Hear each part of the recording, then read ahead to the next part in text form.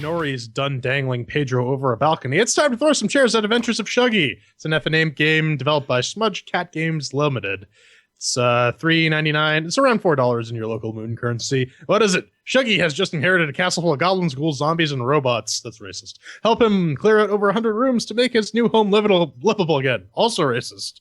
And gentrification. And, of course, the dev sent us some keys. It requires the elusive glibcOS. Doesn't even require an operating system. That's because Flibbit is hardcore. By the way, Flibbit did assist in porting this, so at least the controls will work. But it's time to go over the chairquisition. 1 chair means that's garbage. 2 chairs means that's meh. 3 chairs means it's pretty good. 4 chairs means it's awesome. We got our categories of doom, make what's the working, shiny sounds, controls, and fun. So let's kick this off. Then, did Shug Knight make what the working? First, I would just like to congratulate you for the first time in 3 years for getting everything correct without saying CHAIRQUISITION like 4 times. Although he did forget to mention the mandatory U.S. disclosure that the dev sent us some keys. I did mention that, yes. All right, children, shut up. Cause this is makes with working. How did it run on the octo-core AMD 8150 980 powered 4K displayed box of business? Well, it's a flippity jibbity ibbity ibrabadabo port, so you know it's going to work. Controller, you don't even question it. You just go ahead and pick up your controller organ. It's going to work. Piece of cake. Solid 60 FERPs at 1080p or at UHD 2160. No issues whatsoever. Give it the 4 chairs.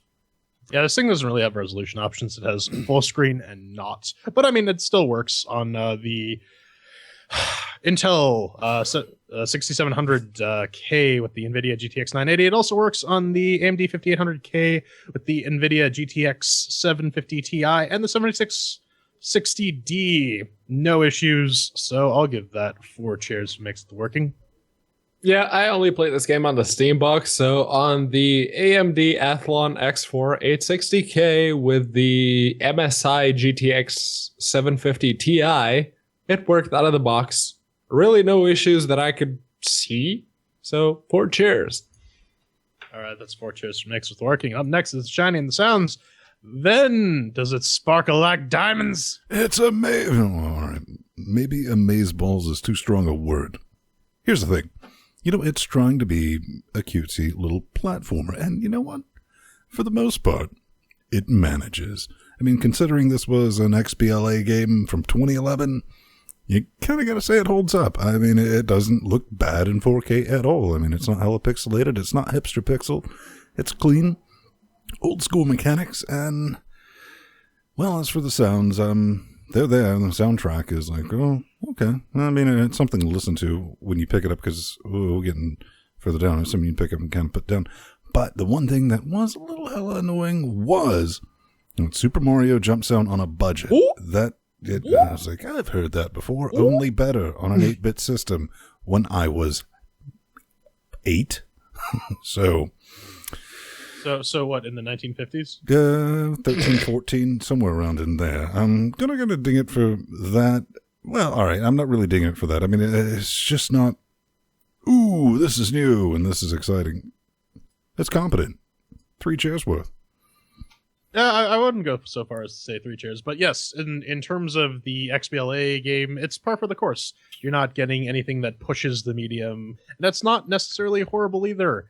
I kind of zoned out with the sounds because I don't really pay attention to sounds when I'm platforming, but they are certainly there and they work. It's no crackly mess.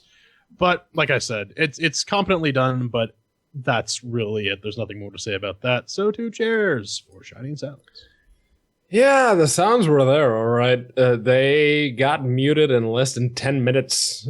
Both the background music and the sound effects. I could not put up with that shit.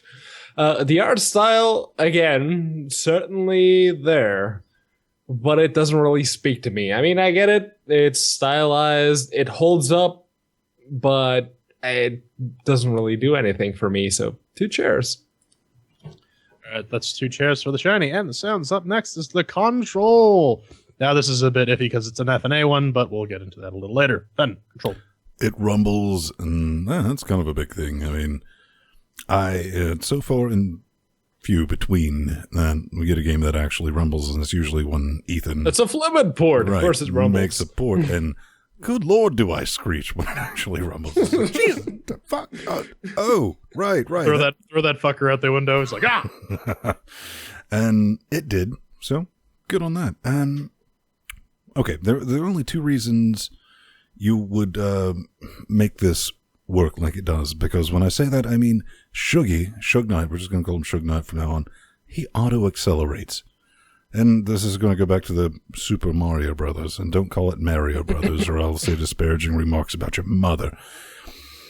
They even had that right, with just two buttons, because one of them was to accelerate, the other one was to regular run. This just does it automatically, and there's only two reasons you do that. One, you can't physics, bruh.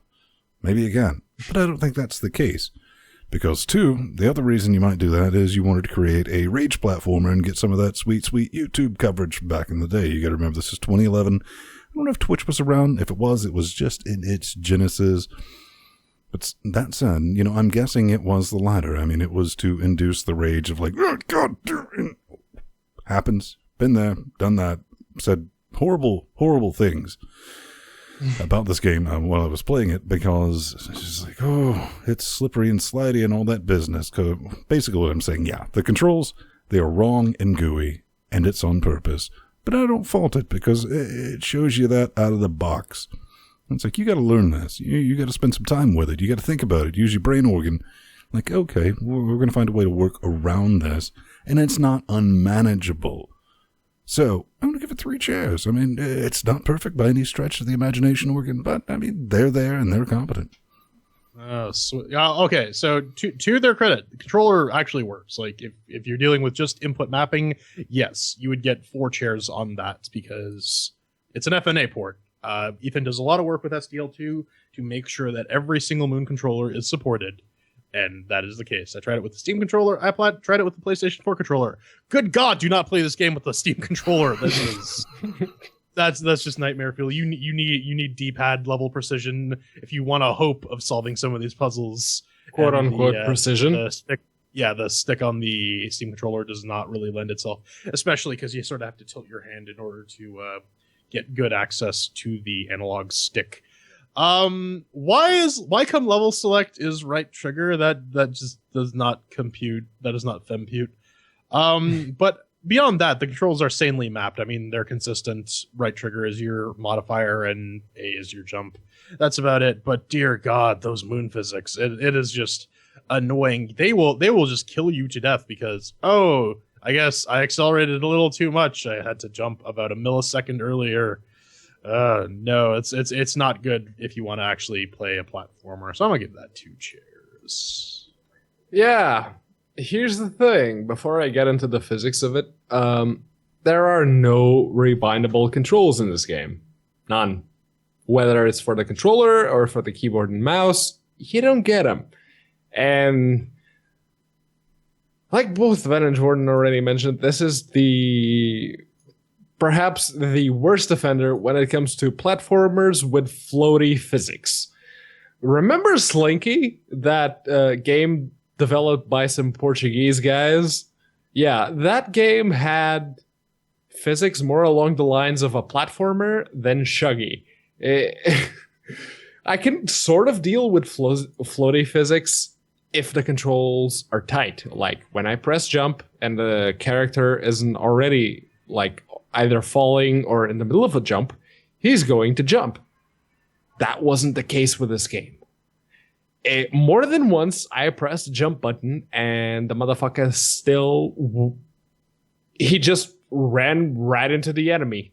So the only thing that saves this game from getting 1 chair is the fact that it worked out of the box with the Logitech F310 on the Steam box.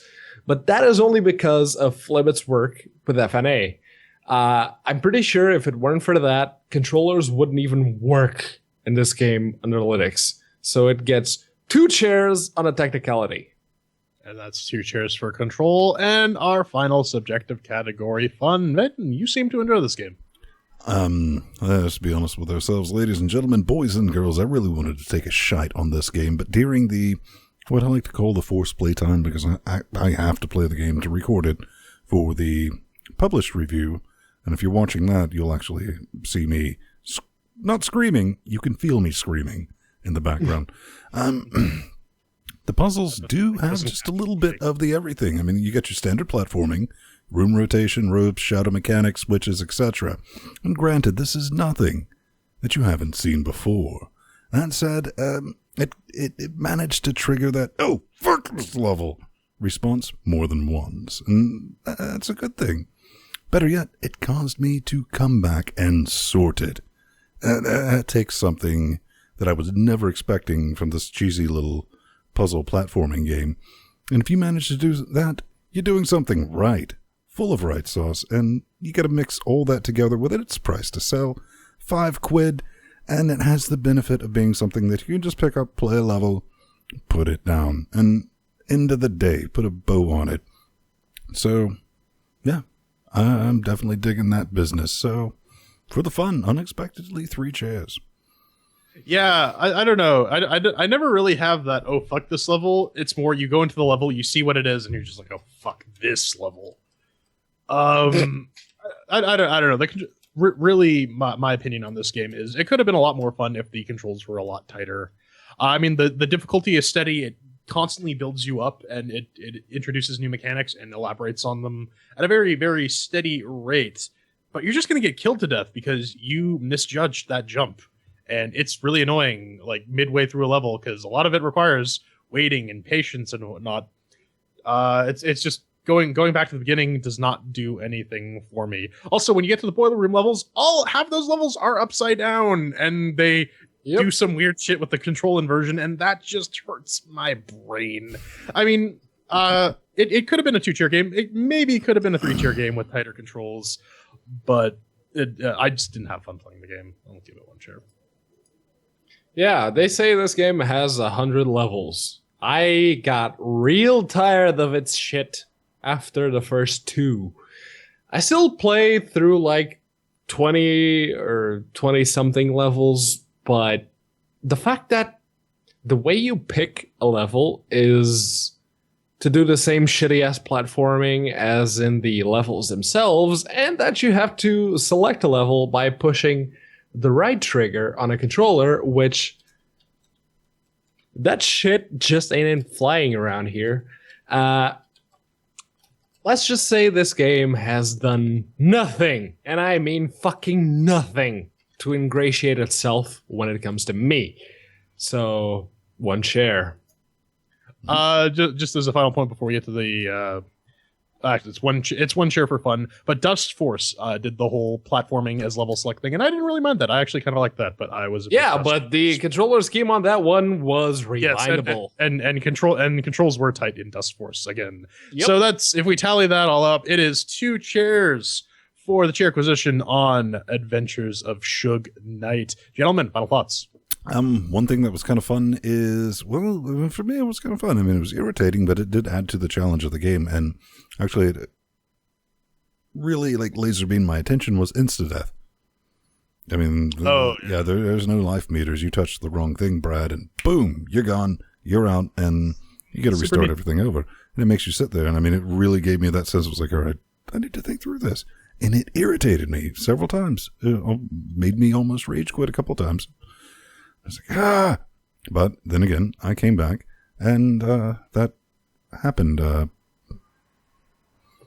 I mean, I will say, then you brought up a really good point in the fun section. The levels, you can complete them in about a minute once you figured it out. So it really does have that nice pickup. And it has leaderboards. It does have leaderboards. Yes, you can compete with your friends. But again, it just comes back to the controls and the physics are just abysmal. And if they ever fix that, I think this would be a really fun game. But like I said, I just really didn't enjoy it. There's a lot of potential there, and I started to see what Ven was seeing after about 30 minutes of gameplay. But at the same time, it's just having to deal with that shit is not my idea of a fun time. Pedro? Yeah, I like leaderboards. I do. I mean, if you happen to get into some distance and you see my score and Ven's score, we'll see that we're always kind of there trying to beat each other's time. but I'm always in first. This game, I just could not be asked. It's okay. Maybe it's just the fact that I played a shit ton of platformers back in the 90s and I just can't deal with them right now unless they have something to set them apart. But this one is just, the physics are completely wrong. The controllers are improperly mapped when it comes to me. Yeah, maybe I'm on one of those offshoot cases. I don't care. If I can't enjoy your game, I can't actively recommend it. So no, even at €3.99 as it currently stands, I can't. No. All right. Well, that's Adventures of Shug Knight.